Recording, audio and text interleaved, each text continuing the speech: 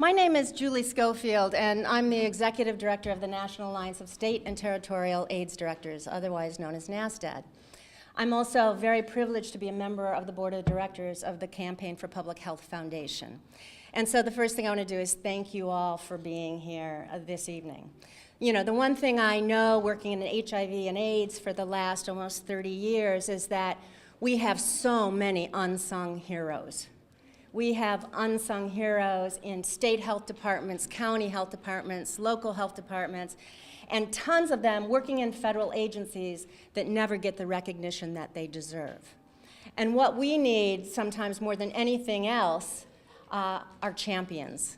We need champions for public health. And I really want to thank Congressman McDermott for coming here, for being with us tonight, and for supporting the work that we're doing here. Because in public health, so much of what we do goes unnoticed, right?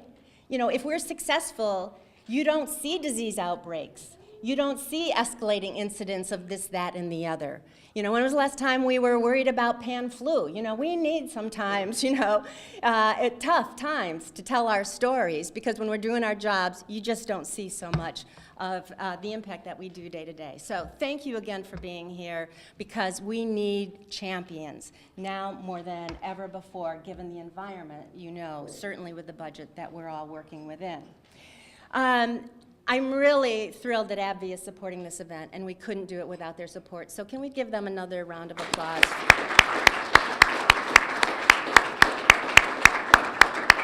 You know, the other thing we always struggle with in public health, and certainly here, working inside the Beltway, and I'm one of those creatures working inside the Beltway my entire adult life, is we come up here and walk the halls and we talk about programs.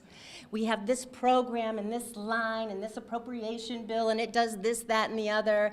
And we have never been as effective as I would like to hope we could be about telling the stories about how our programs actually are saving lives.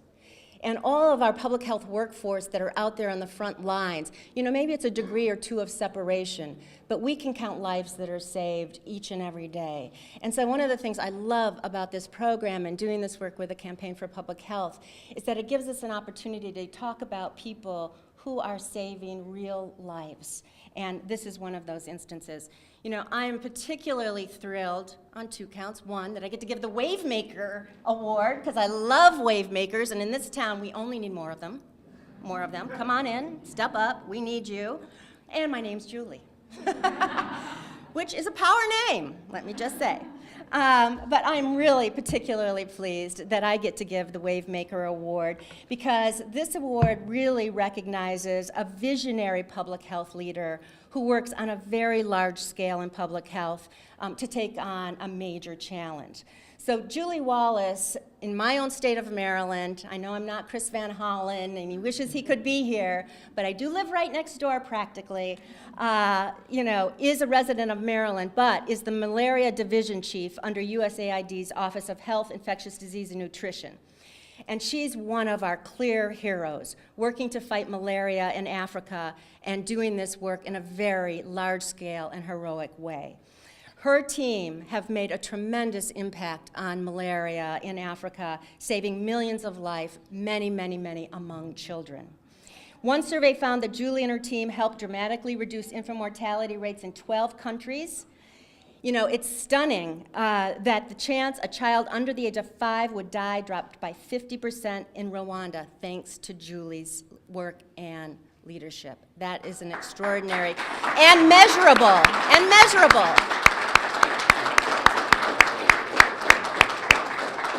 That's the other tough thing that we do in public health, is how do we measure our success? And here we have measurable success, and I think that's all the more reason we have an extraordinary winner here today. So beyond that current work that she's doing, Julie has more than 10 years of experience working at AID, more than 20 years of international public health experience. She's lived and worked in Senegal, Cameroon, and Guinea, but she's also worked locally.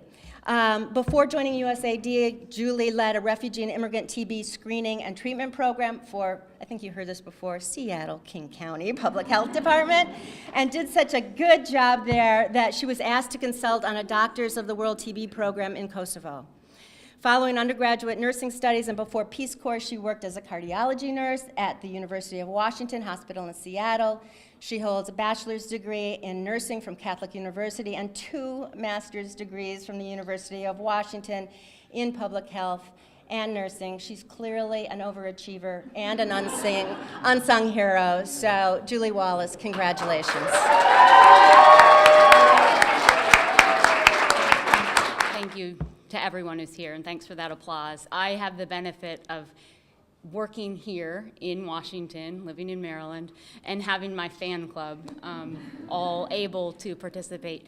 Some of you have heard some rumblings from a couple little guys over here. Those are my sons. So I just wanted to point out Nathaniel and Jackson. You want to say hi real quickly? Go ahead, Mike. Hi, my name is Jackson Wallace, and I'd like to tell you that I really hate school, and it's the worst thing I've ever done. Okay, that's enough. And my brother is annoying, and he's dumb, and he's an idiot. All right.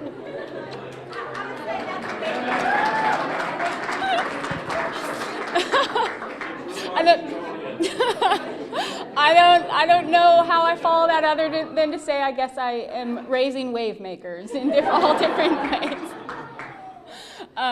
So thank you. Julie, those were very kind words. Some of them were true, some of them stretched a little bit of really why I'm here today. It is an absolute privilege and a pleasure to be singled out and to receive an award in a category called Unsung Heroes in Public Health. The foundation, the Campaign for Public Health Foundation's sole objective is, raising attention to the important priority of public health domestically, but in my case also from a global perspective. And that's something that's so important that I think we can all get behind. And to be standing up here, to be able to help bring attention to that important need to focus on public health, I'm proud to be doing that. I also was proud to spend the day down on the Hill meeting with members of Congress with my fellow awardees. 2 very distinguished, really intelligent, bright individuals that just awe me in the meetings we had all day long. So I just wanted to say thanks to Ann and Jim for the wonderful day and the wonderful experience. The honest truth is, it is an absolute privilege day in and day out to do the work that I do. I have fantastic colleagues to work with, many who are here, but many actually who are out in the countries where we work. Some who sit at CDC in Atlanta, but where the real rubber hits the road is out in our focus countries in sub-Saharan Africa and in the Mekong region.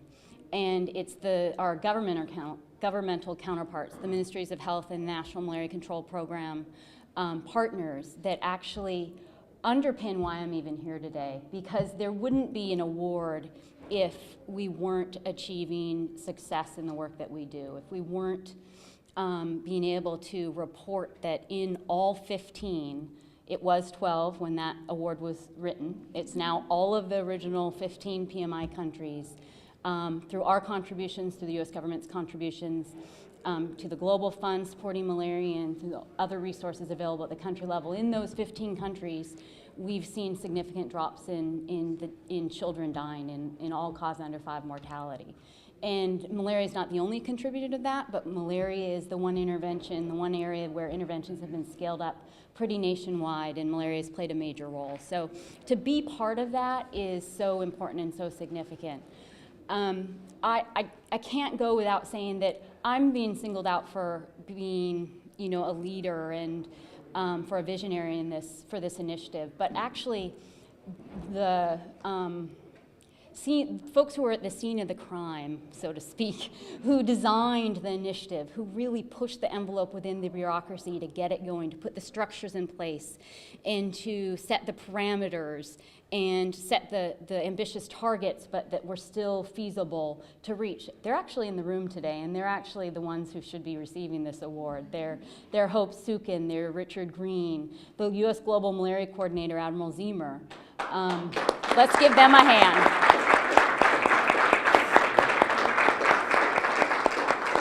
And I think we'd all agree that the team who are here and those who aren't here, and like I said, out in the field as well, are the ones who get the credit for the results that we're seeing.